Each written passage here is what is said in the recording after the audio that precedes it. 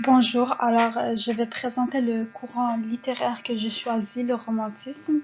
Alors le romantisme est un courant littéraire et artistique d'abord apparu en Allemagne et en Angleterre à la fin du XVIIIe siècle.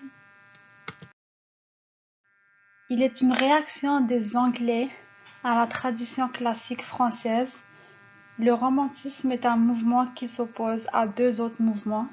Il s'oppose tout d'abord à la rigueur du classicisme et à la rationalité des Lumières. Le romantisme prône l'expression des sentiments, des états d'âme et de la mélancolie. Cet important mouvement de la première moitié du XIXe siècle ne touche pas seulement à la littérature, mais aussi d'autres arts comme la musique et la peinture. Vers 1760, le romantisme commence à se développer en France avec ses deux œuvres de Jean-Jacques Rousseau, La Nouvelle Héloïse et Les Rêveries du promeneur solitaire. On parle alors de pré-romantisme. Certains auteurs commencent à critiquer les Lumières et leur reprochent de ne valoriser que la raison et de ne plus laisser libre cours à l'expression des sentiments et de la sensibilité. C'est Chateaubriand et Madame de Staël qui, au début du XIXe siècle, diffusent les idées du romantisme en France. Les principaux auteurs de ce mouvement sont Victor Hugo, Alfred de Vigny, Gérard de Nerval, Alfred de Musset et Alphonse de Lamartine. Les principales thématiques du romantisme sont la contemplation de la nature, le culte du moi, le goût pour le passé, la recherche de l'évasion, la recherche du mystère, le culte du rêve et la quête de liberté. Tout d'abord, les romantiques accordent une grande importance à la nature. Les romantiques aiment une nature sauvage et imprévisible. C'est dans cette nature que les romantiques retrouvent leurs états d'âme tourmentés. Ensuite, les auteurs du romantisme développent le culte du moi et montrent le monde intérieur de l'individu. Le moi est libéré, il n'est plus analysé comme dans le classicisme. Les auteurs romantiques ont aussi un fort goût pour le passé. On le voit d'ailleurs dans Notre-Dame de Paris de Victor Hugo où le Moyen Âge est ravivé.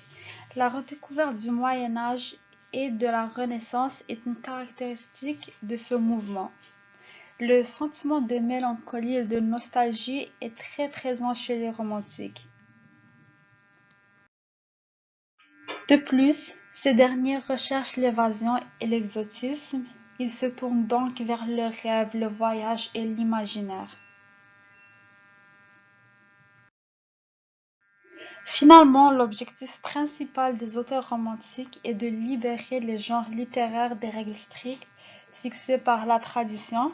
Ils favorisent aussi le mélange des genres. Cette liberté prônée par les romantiques en littérature s'étend aussi jusqu'à dans la vie politique. La raison pour laquelle j'ai choisi le romantisme est parce que les thèmes qui sont abordés m'ont beaucoup plu. Il y a une valorisation de l'imagination, du rêve, ainsi qu'un grand intérêt pour la nature et l'expression des sentiments.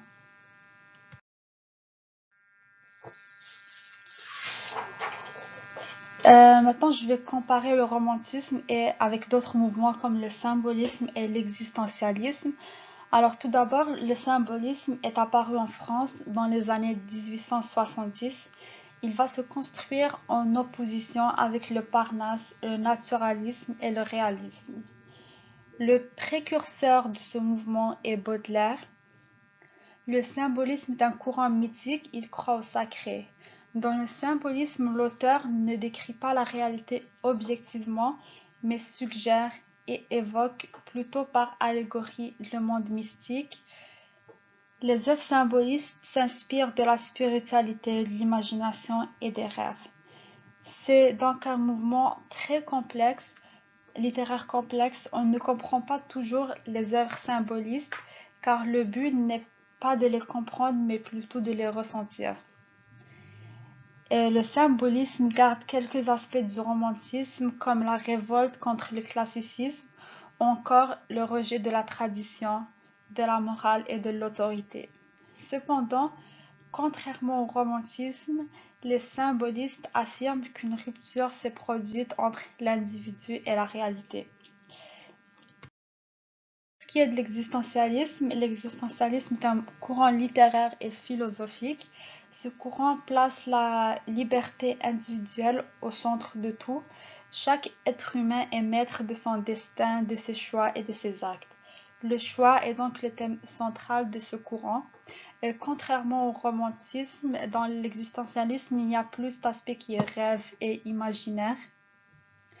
Et alors les principaux représentants de l'existentialisme sont Jean-Paul Sartre et Albert Camus. Alors maintenant, je vais analyser le poème qui s'appelle La mort du loup d'Alfred de Vigny. Alors, La mort du loup d'Alfred de Vigny, dans ce poème, l'auteur décrit une chasse nocturne qui se termine par la mort héroïque et symbolique du loup.